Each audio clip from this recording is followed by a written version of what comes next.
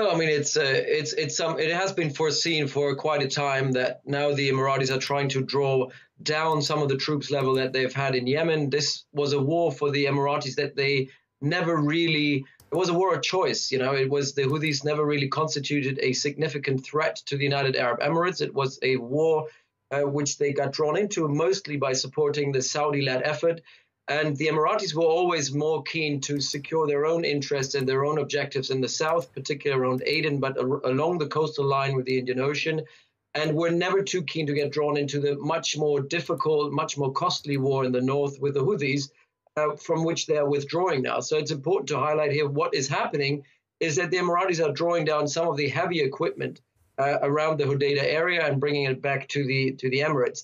That being said, the Emiratis will still maintain some footprint in the south, and they will continue what is essentially a surrogate war, where the Emiratis are working with mercenaries, members of the Southern Council, Southern Transitional Council, as well as some tribal factions, of which some have links to al-Qaeda. So that kind of war will continue in the south because that is directly touching upon vital UAE interest, which is all about access to maritime waterways in the Indian Ocean.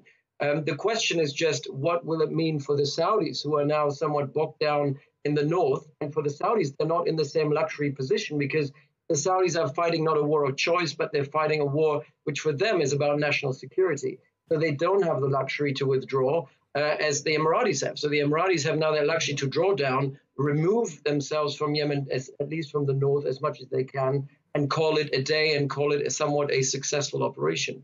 Because it's unclear how implicated even now the Emiratis are in Yemen.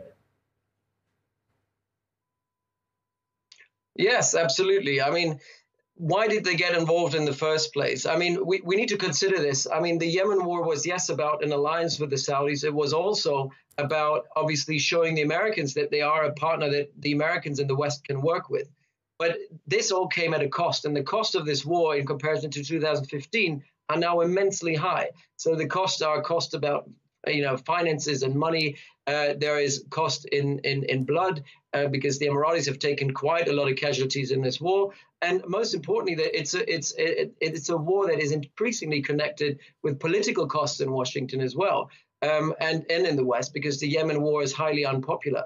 So by basically withdrawing themselves, they kind of leaving most of the blame for that war on the Saudis, and they can basically retreat and get away with it, which is very, very important because the benefits that this war generates, as I said, is mostly in the south, not really in the north.